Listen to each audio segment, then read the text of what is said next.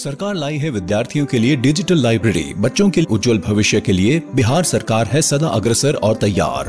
कक्षा 1 से कक्षा 12 तक की सभी पाठ्य पुस्तक पूरक सामग्री एवं वीडियो अब शिक्षा विभाग बिहार सरकार द्वारा विकसित पोर्टल पर है उपलब्ध। अध्ययन सामग्री देखने के लिए BEPCLOTS.bihar.gov.in पर विजिट करें अथवा एंड्रॉइड मोबाइल पर गूगल प्ले स्टोर से E-LOTS ऐप डाउनलोड करें। शिक्षकों, अभिभावकों एवं बच्चों से अनुरोध है कि इस ई-लाइब्रेरी का अधिक से अधिक लाभ उठाएं और अपनी पढ़ाई जारी रखें। हेलो बच्चों, कैसे हो आप सब? एक बार फिर से आप सभी का स्वागत है बिहार सरकार के मेरा दूरदर्शन मेरा विद्यालय कार्यक्रम में। बच्चों, हम उम्मीद करते हैं कि आप सभी अपने घर पर सुरक्षित होंगे और अच्छे से पढ़ाई कर रहे होंगे। कर रहे हैं ना बच्चों? हाँ, पढ़ाई करना बहुत आवश्यक है, तो सभी लोग अच्छे से पढ़ाई कीजिएगा। और याद तो होगा ही आप सभी को क्या करना होता है एपिसोड देखने के बाद। एपिसोड देख लेने के बाद आपको अपने किताब से सवालों को हल करना होता है। तो अपना कॉपी और कलम ले लीजिए बच्चों और हो जाइए तैयार। हम शुरू करते हैं आज का एपिसोड। नमस्कार दोस्तों, आज की इस वीडियो में हम तरलों के यांत्रिक गुण का छठा और आखिरी भाग समझेंगे। दोस्तों, आज की इस वीडियो में हम समझेंगे कि पृष्ठ ऊर्जा क्या होती है, जिसके बाद हम देखेंगे कि अपमार्जक तथा पृष्ठ तनाव क्या होता है। तो चलिए दोस्तों शुरू करते हैं। दोस्तों, जैसा कि हमने अपनी पिछली वीडियो में पृष्ठ तनाव के बारे में पढ़ा था, जिसमें हमने जाना था कि पृष्ठ तनाव तरल का वो गुण होता है जिसके कारण तरल अपने पृष्ठफल यानी कि सरफेस एरिया को कम करने का प्रयास करता है।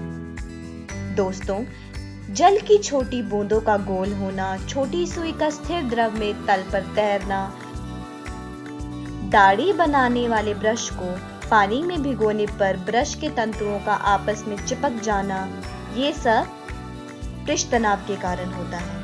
दोस्तों, शीशे की नली के अग्रभाग को गर्म करने पर उसका गोल हो जाना, साबुन के घोल में पृष्ठ तनाव कम हो जाने के कारण बुलबुलों का बड़ा हो जाना, ये भी पृष्ठ तनाव के कारण होता है। दोस्तों, कम पृष्ठ तनाव के कारण गर्म सूप स्वादिष्ट लगता है, क्योंकि यदि गर्म करने पर द्रव का पृष्ठ तनाव कम हो जाता है।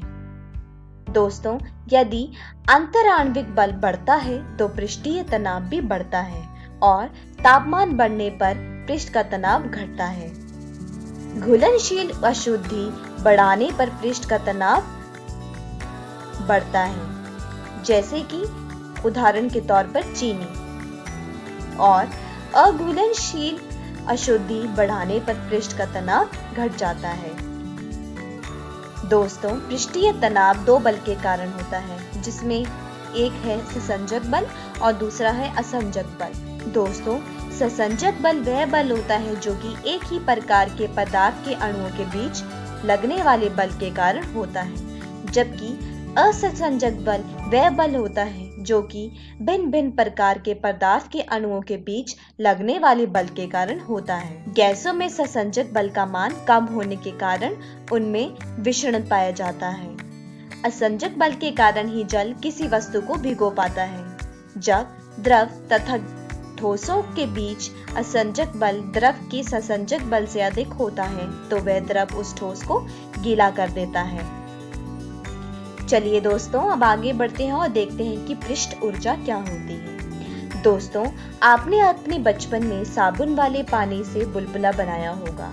दोस्तों, जब हम छोटा बुलबुला बनाते थे तो हमें कम फूंक मारनी पड़ती थी, लेकिन जब हमें बड़ा बुलबुला बनाना होता था तो हमें ज्यादा फूंक मारनी पड़ती थी, मतलब हमें ज्यादा ऊर्जा देनी पड़ती थी। दोस्तों, द्रव की सतह पर खिंचाव देने के लिए हमें ज्यादा ऊर्जा प्रदान करनी पड़ती है, मतलब पृष्ठ के क्षेत्रफल में वृद्धि करने के लिए ऊर्जा खर्च करनी पड़ती है।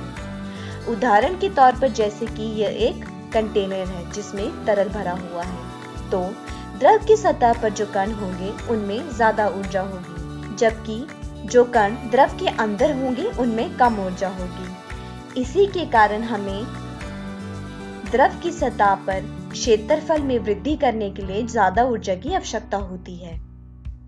दोस्तों, इस तथ्य को ठीक प्रकार से समझने के लिए द्रव की एक ऐसी क्षैतिज फिल्म का विचार करें। मान लीजिए साम्यावस्था में, जैसा कि आप इस चित्र में देख सकते हैं, हम छड़ को किसी छोटी दूरी d तक हटाते हैं। क्योंकि यहाँ पर फिल्म का क्षेत्रफल बढ़ गया है तो इसका निकाय मतलब इसमें जो ऊर्जा होगी वो भी अधिक होगी। इसका अर्थ यहाँ पर ये है कि आंतरिक बल के विपरीत यहाँ पर कार्य किया गया है। दोस्तों, मान लीजिए कि ये आंतरिक बल F है तो आरोपित बल द्वारा किया गया कार्य बराबर होगा Fd के।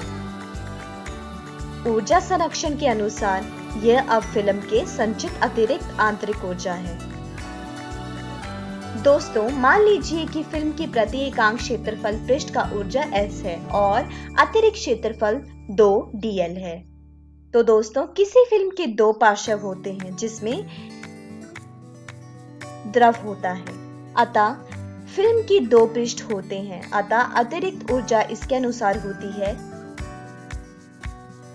S बराबर F भाग 2L। चलिए दोस्तों, हम आगे बढ़ते हैं और देखते हैं कि स्पर्श कोण क्या होता है। दोस्तों, आपने कांच पर और पत्तों पर पानी की बूंद देखी होगी। अगर आपने ध्यान दिया हो तो आप वहां पाएंगे कि जो कांच पर पानी की बूंद है उसका आकार कुछ इस प्रकार से है, जबकि पत्तों पर पानी की बूंदें कुछ गोलाकार जैसा आकार लेती हैं। दोस्तों, अब अगर हम जहां पर इस बूंद का सतह से जो मिलाप हो रहा है, इस बिंदु से अगर आप एक स्पर्श रेखा बनाएंगे तो जो वहां पर कोण बनेगा वो स्पर्श कोण होगा। दोस्तों, जब कोई द्रव किसी ठोस के संपर्क में आता है तो ठोस पृष्ठ तथा मुक्त द्रव की स्पर्श रेखा के मध्य बने कोण को स्पर्श कोण कहा जाता है और इसे थीटा से प्रदर्शित किया जाता है।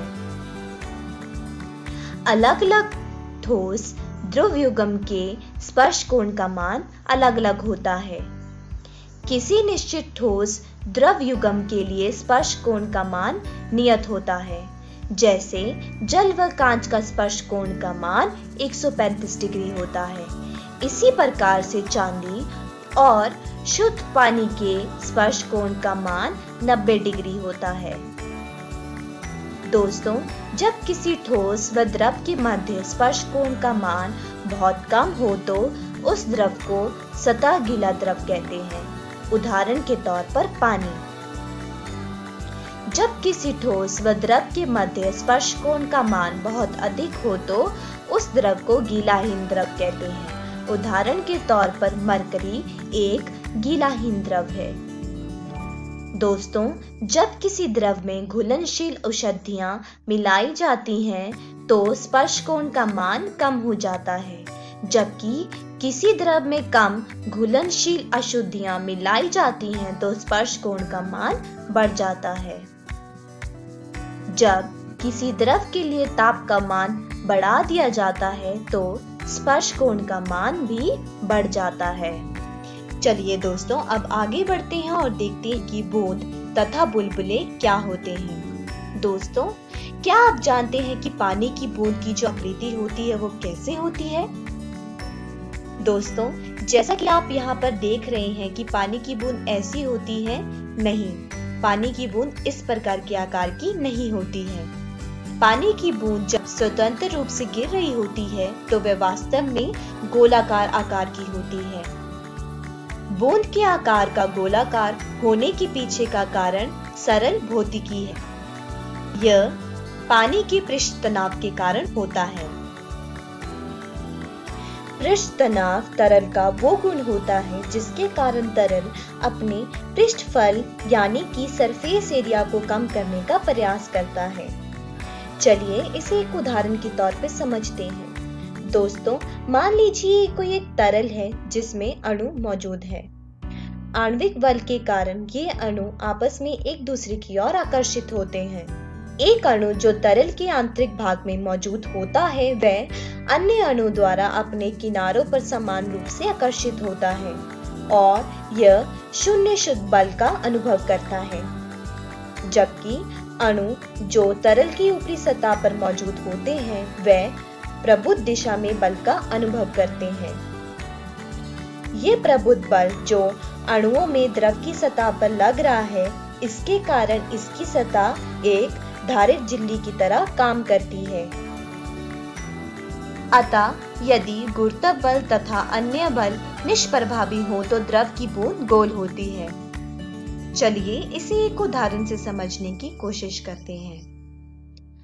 दोस्तों, पृष्ठ तनाव का एक अन्य रोचक परिणाम यह है कि बूंद के भीतर का दाब बूंद के बाहर के दाब से अधिक होता है। दोस्तों, मान लीजिए ये एक पानी की बूंद है जिसका त्रिज्या r है। यदि इस बूंद की त्रिज्या में डेल्टा r की वृद्धि की जाए तो बूंद की अतिरिक्त जो ऊर्जा होगी वो कुछ इस प्रकार से होगी।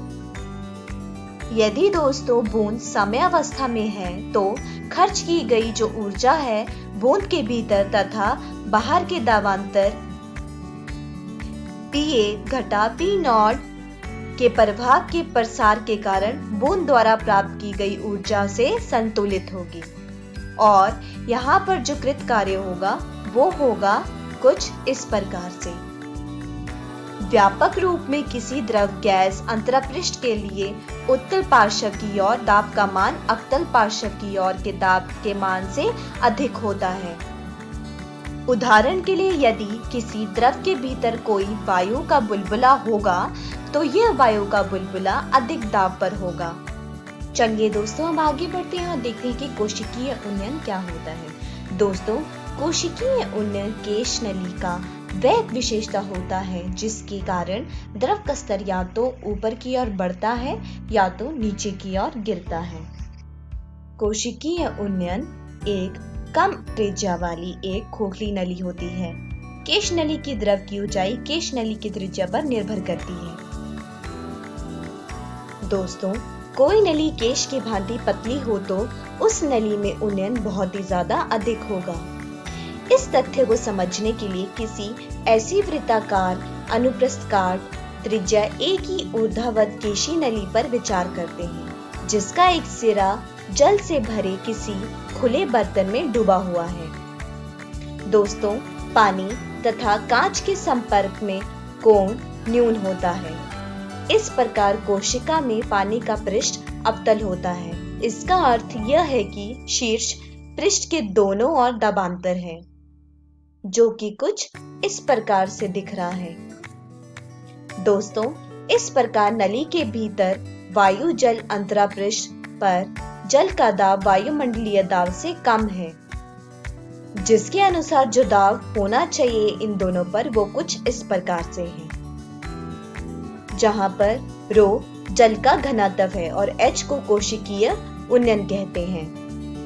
दोस्तों, इन दोनों समीकरण का प्रयोग करके हमें कुछ इस प्रकार का समीकरण मिलेगा। दोस्तों, इस प्रकार से हम जान सकते हैं कि कोशिकीय उन्नयन का कारण पृष्ठ तनाव ही है।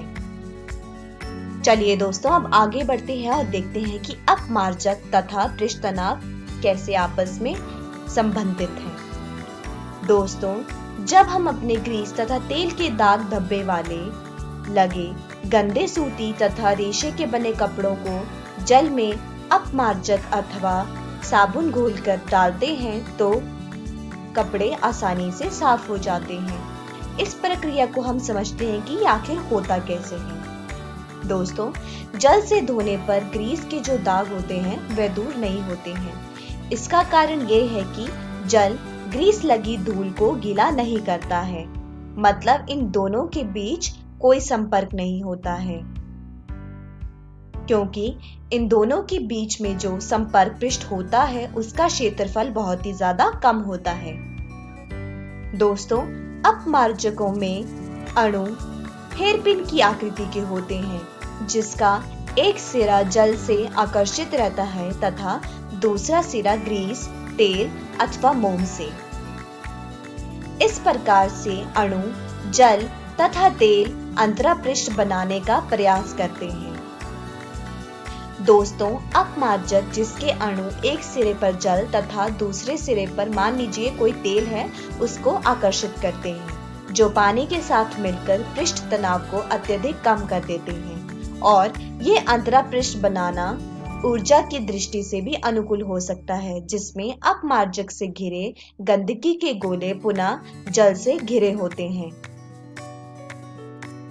दोस्तों, पृष्ठ क्रियाशील अपमार्जकों अथवा केवल सफाई के लिए ही नहीं बल्कि तेल तथा खनिज अयस्कों की प्रतिप्राप्ति में भी महत्वपूर्ण होते हैं। तो दोस्तों, आज की इस वीडियो में हमने सीखा कि पृष्ठीय ऊर्जा क्या होती है, जिसके बाद हमने देखा कि अपमार्जक तथा पृष्ठ तनाव क्या होता है। दोस्तों, मैं आशा करती हूँ आपको ये अध्याय अच्छे से समझ आया होगा। तब तक आप अपनी पाठ्य पुस्तक से इन सारे विषयों को दोहराने की कोशिश कीजिएगा। धन्यवाद।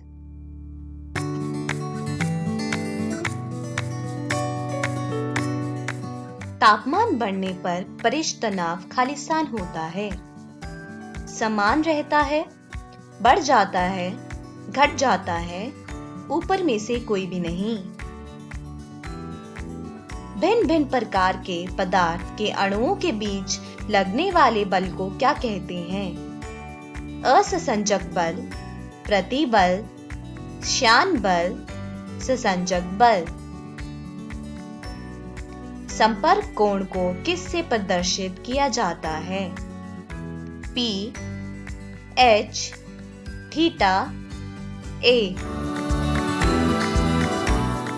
जब कोई द्रव किसी ठोस के संपर्क में आता है तो ठोस पृष्ठ तथा मुक्त द्रव के स्पर्श रेखा के मध्य बने कोण को खालिस्तान कहते हैं। संपर्क कोण, सतह कोण, आयतन कोण, ऊपर में से कोई नहीं। पृष्ठ तनाव का सूत्र क्या है? रो बराबर m भाग b, T बराबर F भाग L, T बराबर M गुणा V, ऊपर में से कोई भी नहीं।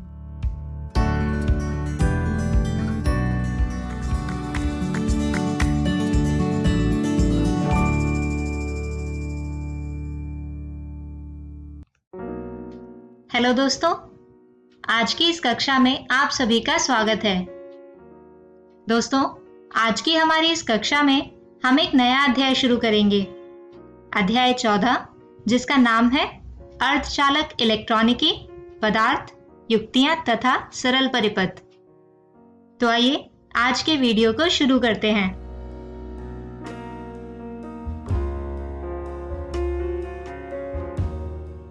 दोस्तों, सन 1948 में ट्रांजिस्टर की खोज से पहले सभी इलेक्ट्रॉनिक परिपथों में इलेक्ट्रॉनों का नियंत्रित प्रवाह करना होता था, और ऐसा निर्वात नलिकाओं जैसे कि 2 इलेक्ट्रोड वाले निर्वात डायोड जबकि 3 इलेक्ट्रोड वाले ट्रायोड की मदद से होता था।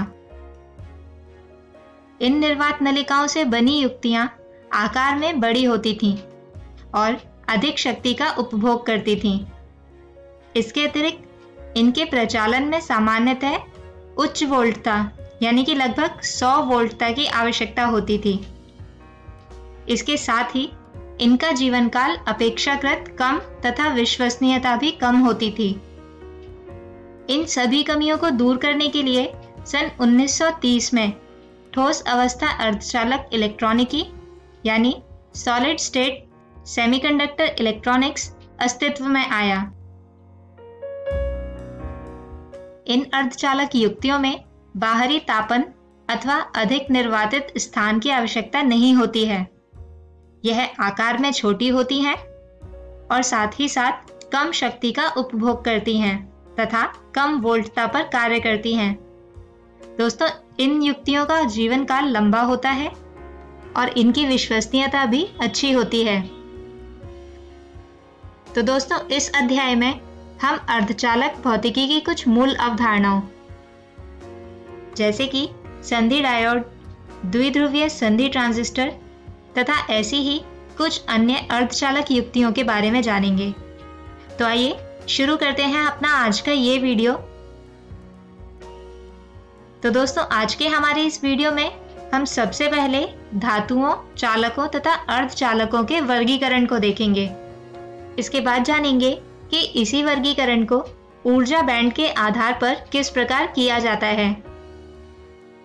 और इसके बाद हम समझेंगे नैज अर्धचालक यानी इंट्रिंसिक सेमीकंडक्टर को, और इसके बाद हम जानेंगे अपद्रव्य अर्धचालक यानी एक्सट्रिंसिक सेमीकंडक्टर को, जो दो प्रकार के होते हैं, N प्रकार का अर्धचालक तथा P प्रकार का अर्धचालक। तो आइए शुरू करते हैं इस वीडियो को अपने पहले विषय धातुओं, चालकों तथा अर्धचालकों के वर्गीकरण से।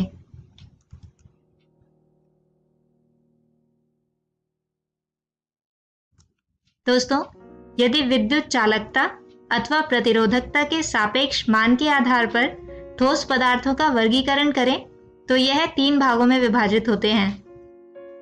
पहला भाग है धातु, जिनकी प्रतिरोधकता बहुत कम, लगभग 10 की घात ऋणात्मक 12 से 10 की घात ऋणात्मक 8 कोटि की होती है, तथा चालकता बहुत अधिक, लगभग 10 की घात 2 से 10 की घात 8 कोटि की होती है।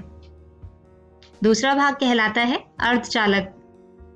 दोस्तों, इन पदार्थों की प्रतिरोधकता 10 की घात ऋणात्मक 5 से 10 की घात ऋणात्मक 6 कोटि की होती है, जबकि इनकी चालकता 10 की घात 5 से 10 की घात ऋणात्मक 6 कोटि की होती है। इन पदार्थों की प्रतिरोधकता या चालकता धातुओं और विद्युतरोधी पदार्थों के बीच होती है।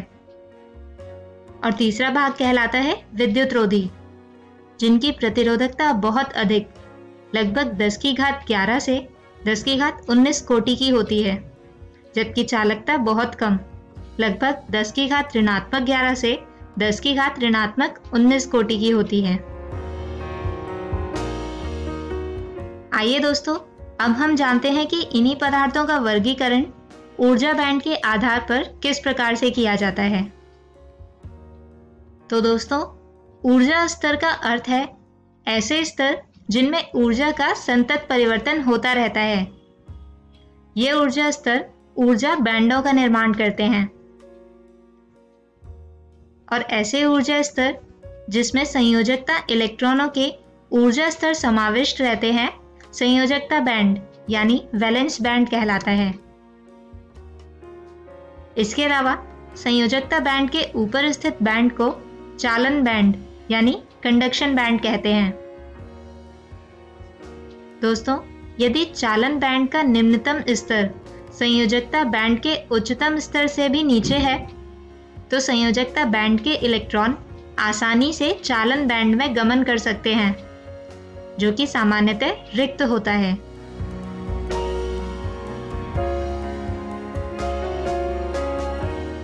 आइए अब जानते हैं कि इन तीनों ही पदार्थों के वर्गीकरण में यह ऊर्जा बैंड किस प्रकार होते हैं।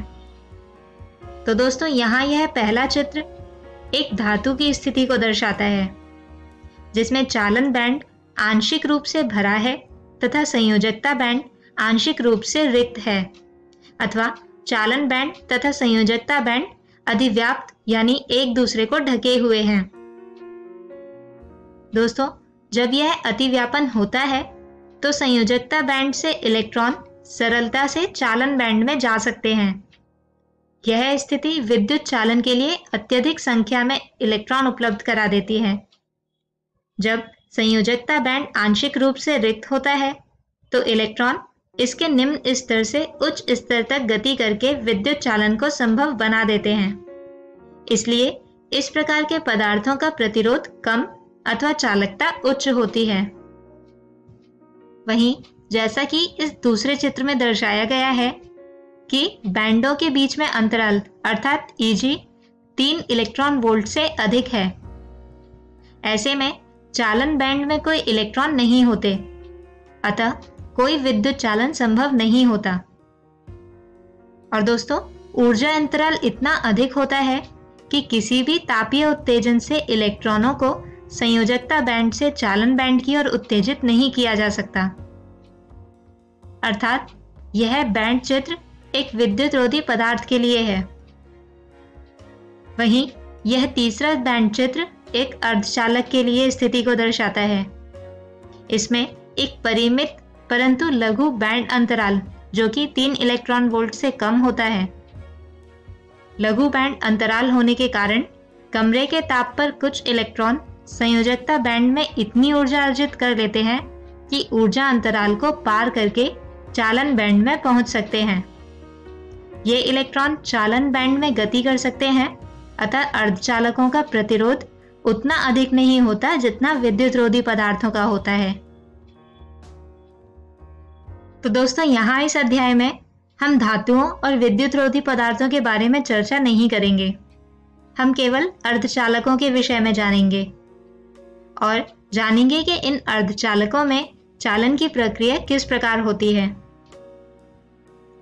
तो आइए अब जानते हैं एक नैज अर्धचालक को, यानी इंट्रिंसिक सेमीकंडक्टर को। दोस्तों, हम जानते हैं कि अर्धचालक सिलिकॉन और जर्मेनियम में 4 संयोजकता इलेक्ट्रॉन होते हैं। इसकी क्रिस्टलीय संरचना में प्रत्येक सिलिकॉन या जर्मेनियम परमाणु अपने 4 संयोजकता इलेक्ट्रॉनों में से एक इलेक्ट्रॉन को अपने 4 निकटतम परमाणुओं के साथ सहभागिता कराने की प्रवृत्ति रखता है तथा ऐसे प्रत्येक निकटवर्ती परमाणु के एक इलेक्ट्रॉन का सहभाग भी करता है। यही सहभागी इलेक्ट्रॉन युगल सहसंयोजी बंध यानी कोवेलेंट बॉन्ड या संयोजकता आबंध यानी वैलेंस बॉन्ड कहलाते हैं। दोस्तों, यहाँ इस चित्र में सिलिकॉन तथा जर्मेनियम की संरचना को व्यवस्थात्मक रूप से दिखाया गया है। अब जैसे जैसे ताप बढ़ता है, इन इलेक्ट्रॉनों को ऊष्मीय ऊर्जा प्राप्त होने लगती है, जिससे इनमें से कुछ इलेक्ट्रॉन टूटकर अलग हो जाते हैं और ये इलेक्ट्रॉन मुक्त इलेक्ट्रॉन बनकर चालन में योगदान करते हैं। दोस्तों, ये मुक्त इलेक्ट्रॉन जिसका आवेश ऋणात्मक Q है, जहां से निकलकर आया है, वहां वह प्रभावी आवेश धनात्मक Q का एक रिक्त स्थान छोड़ देता है। प्रभावी धनात्मक आवेश वाला यह रिक्त स्थान एक होल कहलाता है। नैज अर्धचालकों यानी इंट्रिंसिक सेमीकंडक्टर में मुक्त इलेक्ट्रॉनों की संख्या यानी Ne होलों की संख्या यानी NH के बराबर होती है। अर्थात हम यहाँ लिख सकते हैं कि Ne बराबर है NH, जो कि बराबर है Ni के, जहाँ पर Ni नैज वाहक सांद्रता कहलाता है। दोस्तों, ये मुक्त इलेक्ट्रॉन पूर्णतः स्वतंत्रता पूर्वक चालन इलेक्ट्रॉन के रूप में गति करते हैं और एक विद्युत क्षेत्र लगाने पर एक इलेक्ट्रॉन धारा IE देते हैं, जबकि विद्युत क्षेत्र लगाने के फलस्वरूप होल ऋणात्मक विभव की ओर गति करते हैं। इस प्रकार एक होल धारा IH मिलती है और ऊष्मा से उत्पन्न चालन इलेक्ट्रॉनों के कारण इलेक्ट्रॉन धारा IE तथा होल धारा IH का योग संपूर्ण धारा I के बराबर होता है। दोस्तों, जैसा कि आप यहाँ इस चित्र में देख सकते हैं कि T बराबर 0 केल्विन पर कोई नैज अर्धचालक किसी विद्युतरोधी पदार्थ की भांति ही व्यवहार करता है। यह तापीय ऊर्जा ही होती है जिसके कारण उच्च तापों पर कुछ इलेक्ट्रॉन उत्तेजित होकर संयोजी बैंड से चालन बैंड में पहुंचते हैं और इस ताप पर तापीय उत्तेजित इलेक्ट्रॉन चालन बैंड में आंशिक रूप से स्थान ग्रहण कर लेते हैं। इसलिए किसी भी नैज अर्धचालक का ऊर्जा बैंड आरेख इस चित्र में दर्शाए अनुसार होता है। इसमें कुछ इलेक्ट्रॉन चालन बैंड में दर्शाए गए हैं। ये यहाँ पर संयोजी बैंड से आए हैं तथा समान संख्या में वहां होल छोड़कर आते हैं। आइए अब हम दूसरे प्रकार के अर्धचालक के बारे में जानते हैं, जिन्हें कहा जाता है अपद्रव्य चालक यानी एक्सट्रिंसिक सेमीकंडक्टर। दोस्तों, जैसा कि हम जानते हैं कि किसी नैज अर्धचालक की चालकता उसके ताप पर निर्भर करती है, लेकिन एक कमरे के ताप पर इसकी चालकता बहुत कम होती है। इसीलिए इनकी चालकता में सुधार करना आवश्यक होता है और ऐसा अर्धचालकों में अशुद्धियों का उपयोग करके किया जाता है। जब किसी शुद्ध अर्धचालक में कोई उपयुक्त अशुद्धि अत्यल्प मात्रा में मिलाई जाती है तो उसकी चालकता में कई गुना वृद्धि हो जाती है। इस प्रकार के पदार्थों को अपद्रव्य अर्धचालक यानी एक्सट्रिंसिक सेमीकंडक्टर अथवा अशुद्धि अर्धचालक इम्प्योरिटी सेमीकंडक्टर कहते हैं।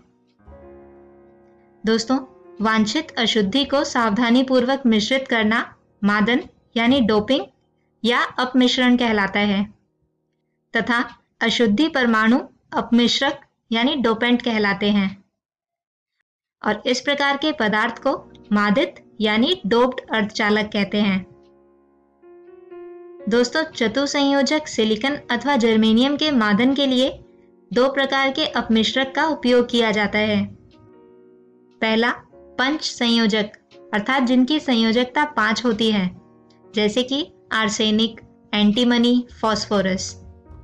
जबकि दूसरा अपमिश्रक त्रिसंयोजक अर्थात जिनकी संयोजकता 3 होती है वह होता है, जैसे कि इंडियम, बोरॉन, एल्यूमिनियम इत्यादि। दोस्तों, तत्व अपमिश्रण के पश्चात एक दूसरे से पूर्णतः भिन्न प्रकार के 2 अर्धचालक पदार्थों का निर्माण करते हैं, जिसमें पहला प्रकार कहलाता है N प्रकार का अर्धचालक। मान लीजिए कि हम सिलिकॉन या जर्मेनियम को एक पंच संयोजक अर्थात ऐसे तत्व जिनकी संयोजकता 5 है, इनसे अपमिश्रित करते हैं। जब धनात्मक 5 संयोजकता वाला तत्व सिलिकॉन के एक परमाणु को प्रतिस्थापित करके अपना स्थान ग्रहण करता है, तो इसके इलेक्ट्रॉनों में से 4 निकटवर्ती 4 सिलिकॉन परमाणुओं से बंध बनाते हैं, जबकि 5वां इलेक्ट्रॉन जनक परमाणु से दुर्बल बंध द्वारा जुड़ा रहता है, जो सामान्य कक्ष ताप पर अर्धचालक के जालक में मुक्त गति करने के लिए मुक्त होता है। इस प्रकार पंच संयोजक अपमिश्रक विद्युत चालन के लिए एक अतिरिक्त इलेक्ट्रॉन प्रदान करता है और इसीलिए इसे दाता अशुद्धि यानी डोनर इम्प्योरिटी कहते हैं। दोस्तों, पंच संयोजक अपमिश्रक के साथ अपमिश्रण होने पर किसी नैज अर्धचालक में इलेक्ट्रॉन बहुसंख्यक आवेशवाहक तथा होल अल्पांश आवेशवाहक बन जाते हैं। इसलिए इस प्रकार के अर्धचालकों को N प्रकार के अर्धचालक कहते हैं। अर्थात किसी N प्रकार के अर्धचालक के लिए हम लिख सकते हैं कि Ne यानी इलेक्ट्रॉनों की संख्या NH यानी होल की संख्या से अधिक होती है। वहीं दूसरे प्रकार का अर्धचालक कहलाता है P प्रकार का अर्धचालक। इसके लिए जब सिलिकॉन या जर्मेनियम में ग्रुप 3 की त्रिसंयोजी अशुद्धियां जैसे कि एल्यूमिनियम, बोरॉन, इंडियम आदि अपमिश्रित की जाती हैं, तो अपमिश्रक में सिलिकॉन या जर्मेनियम की अपेक्षा एक बाहरी इलेक्ट्रॉन कम होता है और इसलिए यह परमाणु 3 ओर से सिलिकॉन परमाणुओं से बंध बना सकता है, लेकिन चौथी ओर बंध बनाने के लिए आवश्यक इलेक्ट्रॉन उपलब्ध न होने के कारण चौथा बंध बनाने में सफल नहीं हो पाता। अतः त्रिसंयोजक परमाणु और चौथे परमाणु के बीच बंध एक रिक्त अथवा होल होता है। दोस्तों, ऐसे पदार्थ के लिए होल बहुसंख्यक वाहक तथा इलेक्ट्रॉन अल्पसंख्यक वाहक होते हैं। इसीलिए त्रिसंयोजी अशुद्धि से अपमिश्रित नैज अर्धचालक को P प्रकार का अर्धचालक कहा जाता है। इस प्रकार के अर्धचालकों के लिए NH यानी होल की संख्या Ne यानी इलेक्ट्रॉन की संख्या से अधिक होती है। दोस्तों, इसी विषय के साथ हम खत्म करते हैं हमारा आज का ये वीडियो। आज के हमारे इस वीडियो में हमने जाना धातुओं, चालकों तथा अर्धचालकों का वर्गीकरण, उनकी चालकता के आधार पर तथा ऊर्जा बैंड के आधार पर। इसके बाद हमने जाने अर्धचालक के प्रकार, जो होते हैं नैज अर्धचालक तथा अपद्रव्य अर्धचालक, जो फिर से उनके अपमिश्रक के आधार पर 2 प्रकार के होते हैं, N प्रकार तथा P प्रकार।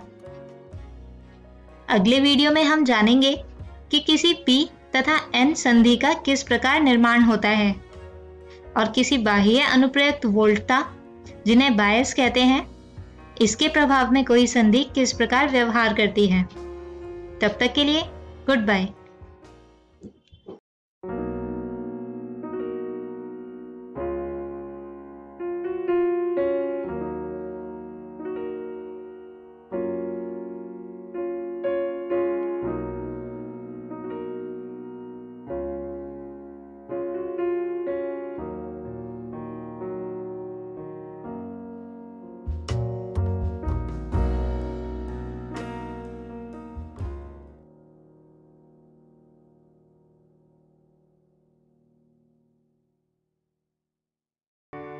मानव स्वास्थ्य और रोग। इस वीडियो में हम पढ़ेंगे ड्रग के प्रकार, किशोर अवस्था और ड्रग पे व्यसन और निर्भरता, ड्रग और अल्कोहल कुप्रयोग के प्रभाव एवं रोकथाम। ड्रग के प्रकार। मॉर्फिन एक बहुत ही प्रभावी सेडेटिव और पीड़ाहार है। जिन रोगियों की सर्जरी हुई है उनके लिए यह बहुत ही उपयोगी है। विभ्रमी गुण वाले अनेक पादपों, फलों, बीजों का विश्व भर में लोग औषधि के रूप में उपयोग करते हैं। कुछ और ड्रग्स जैसे कि बार्बिचुरेट्स, एम्फेटामिन्स, बेंजोडाइज़ेपिन्स और लिसर्जिक एसिड डाइएथाइल अमाइड्स डिप्रेशन और इंसोम्निया जैसे मानसिक रोगों के उपचार में लाभदायक है। जब यह औषधि चिकित्सा के बजाय दूसरे उद्देश्य से ली जाती है या इतनी मात्रा में इतनी बार ली जाती है कि व्यक्ति के शारीरिक या मनोवैज्ञानिक प्रक्रियाओं को गड़बड़ा देती है, तो यह ड्रग के कुप्रयोग बन जाते हैं। आमतौर पर इन ड्रगों का कुप्रयोग किया जाता है वह है ओपियोइड्स, कैनाबिनॉइड्स और Coca alkaloids.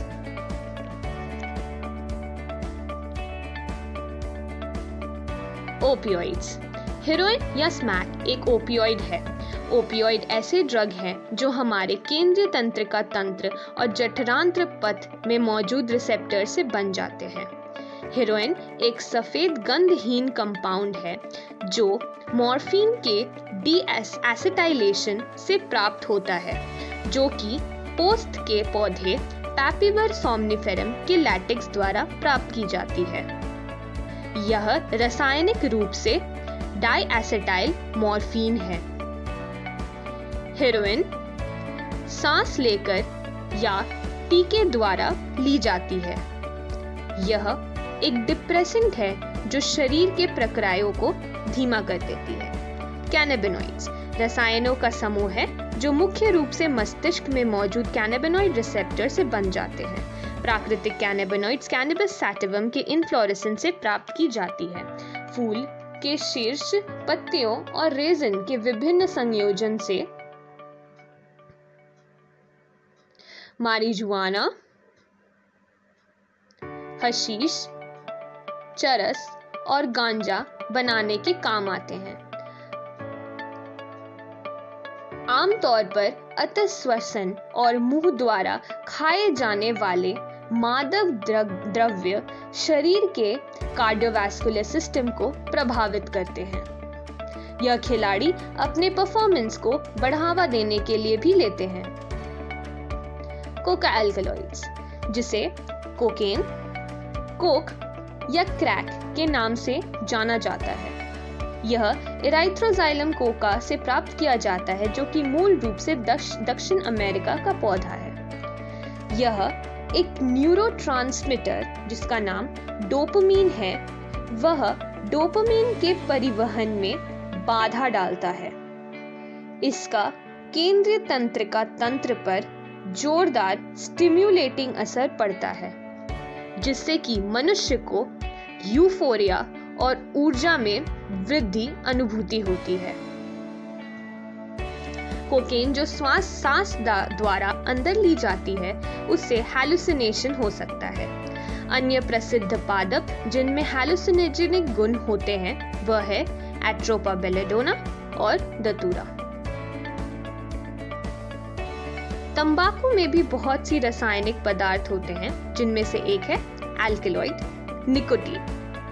Nicotine adrenal gland को उत्पीड़ित करते हैं, जिससे एड्रेनलिन और नॉर एड्रेनलिन रक्त में छोड़ी जाती है। यह रक्तचाप और हृदय संपादन दोनों को बढ़ा देती है। तंबाकू से कार्बन डाइऑक्साइड और कार्बन मोनोऑक्साइड की मात्रा रक्त में बढ़ जाती है, जिसके कारण ऑक्सीजन की कमी हो सकती है। धूम्रपान से लंग, गले और मूत्राशय के कैंसर, हृदय रोग, ब्रोंकाइटिस, एम्फाइसेमा और गैस्ट्रिक अल्सर हो सकता है। तंबाकू धूम्रपान जैसे पिया जा सकता है या चबाया भी जा सकता है। तंबाकू चबाने से मुंह के कैंसर के खतरे को बढ़ा देती है। कानूनी तौर पर हर सिगरेट के पैकेट पर चेतावनी होती है कि धूम्रपान सेहत के लिए हानिकारक है, परंतु आजकल फिर भी युवा और वृद्ध ड्रग्स और धूम्रपान का कुप्रयोग करते हैं, जिसके कारण इसकी लत लग जाती है। किसी भी लत से छुटकारा पाने के लिए परामर्श तथा चिकित्सा सहायता की जरूरत होती है।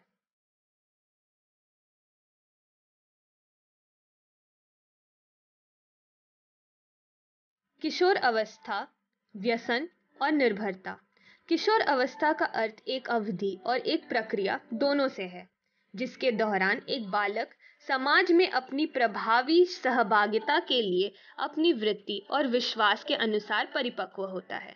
12 से 18 वर्ष की आयु की अवधि को किशोर अवस्था माना जा सकता है। किशोर अवस्था किसी व्यक्ति का मानसिक और मनोवैज्ञानिक विकास का बहुत ही नाजुक समय है। दूसरे शब्दों में किशोर अवस्था बचपन और प्रौढ़ता को जोड़ने वाला एक पुल है।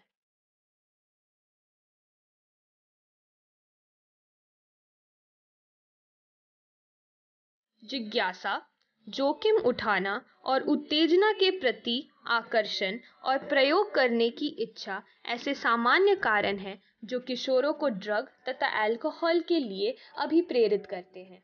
इस जिज्ञासा के कारण ड्रग और अल्कोहल का पहली बार सेवन जिज्ञासा या प्रयोग करने के कारण हो सकता है, लेकिन बाद में बच्चे इनका उपयोग मुश्किलों का सामना करने से बचने के लिए करने लगते हैं।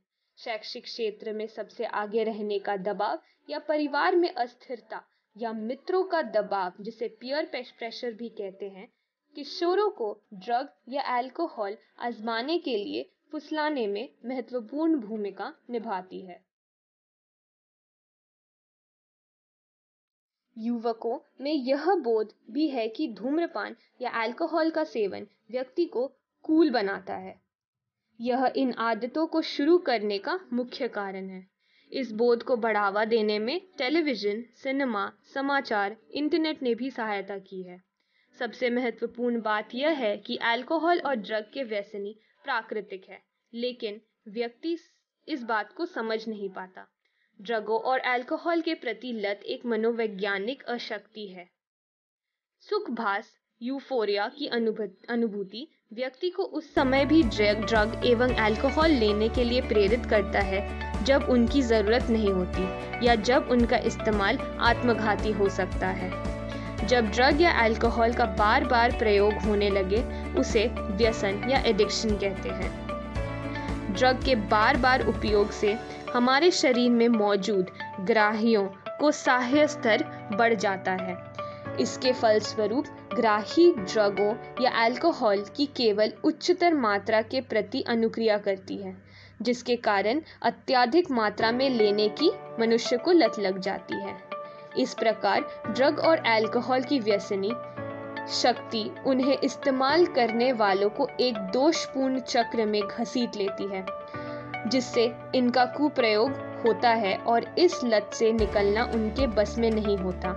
मार्गदर्शन के बिना व्यक्ति व्यसनी से नहीं निकल सकता। निर्भरता शरीर की वृत्ति है जो ड्रग या अल्कोहल की नियमित मात्रा अचानक से बंद कर देने पर होती है।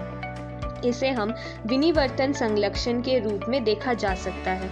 इसके कुछ अभिलक्षण हैं: चिंता, कंपन, मिचली, पसीना आना। यह ड्रग से छुटकारा पाने में और तकलीफ देता है। कुछ मामलों में विड्रॉल सिंड्रोम गंभीर हो सकता है और जीवन के लिए खतरनाक भी, तथा व्यक्ति को चिकित्सा की जरूरत पड़ सकती है। इसीलिए किशोर अवस्था में घर वालों और स्कूलों का साथ बच्चों को ड्रग और अल्कोहल के चपेट से बचा सकता है।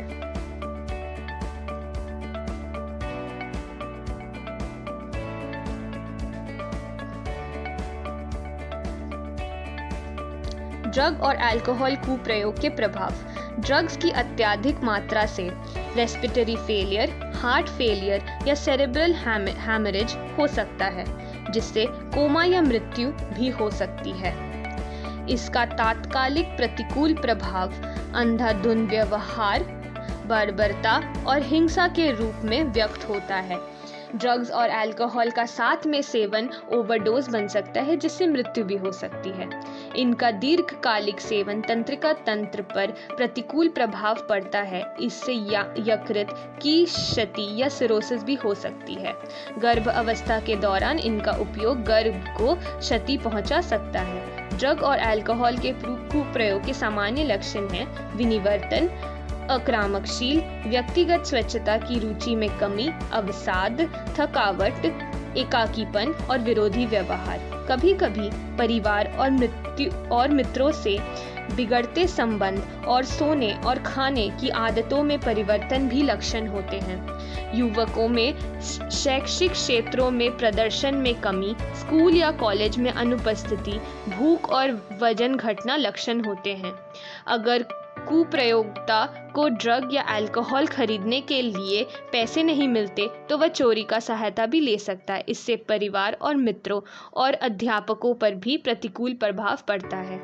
जो इंट्रावीनस ड्रग्स लेते हैं उनमें एड्स और हेपेटाइटिस बी के संक्रमण में आने का खतरा भी बढ़ जाता है। संक्रमित व्यक्ति के साथ सुइयों का मिल बांट के इस्तेमाल करने से एड्स और हेपेटाइटिस का एक व्यक्ति से दूसरे व्यक्ति में संक्रमण हो सकता है। ड्रग का कुप्रयोग खिलाड़ियों में भी होता है।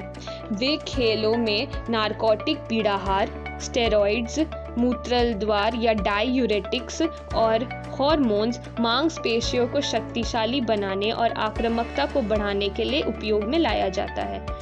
महिलाओं में स्टेरॉइड्स टेस्टोस्टेरोन और डायहाइड्रोटेस्टोस्टेरोन बढ़ा देता है, जिससे कि मुंह और शरीर में बाल की वृद्धि, क्लिटोरिस की वृद्धि, मैस्कुलिनाइजेशन यानी पुरुष जैसे लक्षण दिखने लगते हैं और असामान्य आत्रव चक्र।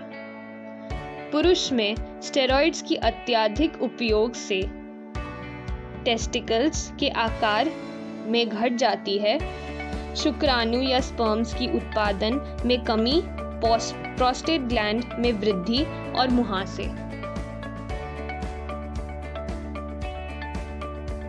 रोकथाम और नियंत्रण।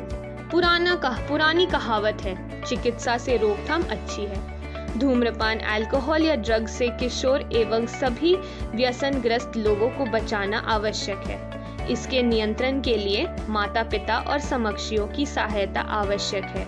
सही मार्गदर्शन से इनके प्रयोग से बचा जा सकता है। आवश्यक समकक्षी दबाव से बचने भी अनिवार्य होता है। बच्चों पे उनके सीमा से अधिक दबाव नहीं डालना चाहिए। शैक्षिक स्तर पर अत्यधिक स्पर्धा से भी बचना चाहिए। शिक्षा और परामर्श से बच्चों को दबाव से सामना करना सीखना होगा। इसके लिए बच्चों की ऊर्जा को खेलकूद, नृत्य, संगीत, अध्ययन की दिशा में भी लगाना चाहिए। समस्याओं और दबावों का सामना करना और निराशाओं तथा असफलता को जीवन का हिस्सा समझकर स्वीकार करने की शिक्षा एवं परामर्श इन बच्चों को देना चाहिए। संकेतों को देखना, सावधान माता पिता और अध्यापकों के ऊपर बताए गए खतरों के संकेत पर ध्यान दें और उन्हें पहचानें। दोस्तों की अच्छी संगति भी इन कुप्रयोग से हमें बचा सकती है। आखिरी, जो व्यक्ति दुर्भाग्यवश ड्रग और अल्कोहल के चपेट में आ चुका है, उन्हें व्यावसायिक और चिकित्सा सहायता लेना चाहिए ताकि वह इंसान को मृत्यु से बचा सके।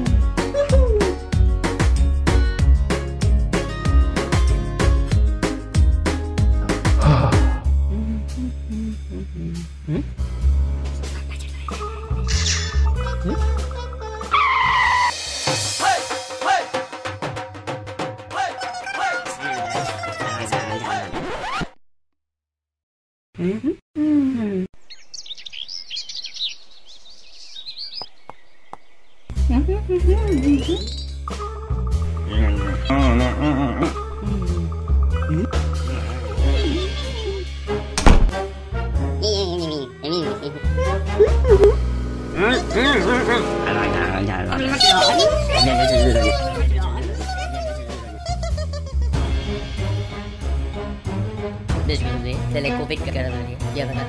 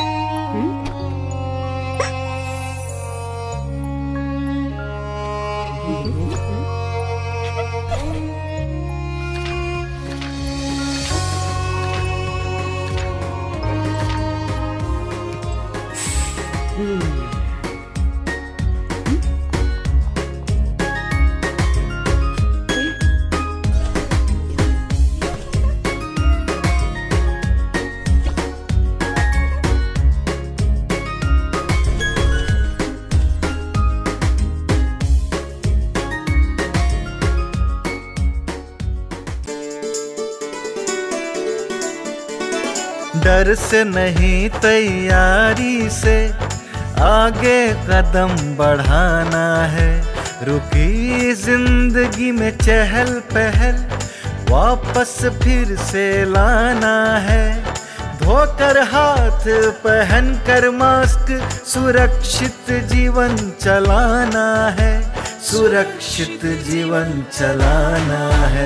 डर कर नहीं तैयारी से आगे कदम बढ़ाना है। टीकाकरण की शुरुआत हो गई है, पर पहले की तरह हमें मास्क लगाना और 2 गज की दूरी बनाए रखना अभी भी जरूरी है। स्वास्थ्य विभाग और सूचना एवं जनसंपर्क विभाग बिहार सरकार द्वारा जनहित में जारी। जीतेगा बिहार।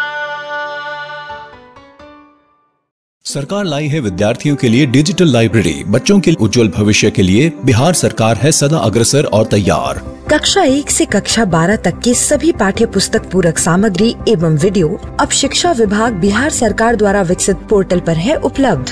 अध्ययन सामग्री देखने के लिए BEPCLOTS.bihar.gov.in पर विजिट करें अथवा एंड्रॉइड मोबाइल पर गूगल प्ले स्टोर से E-LOTS ऐप डाउनलोड करें। शिक्षकों, अभिभावकों एवं बच्चों से अनुरोध है कि इस ई लाइब्रेरी का अधिक से अधिक लाभ उठाएं और अपनी पढ़ाई जारी रखें।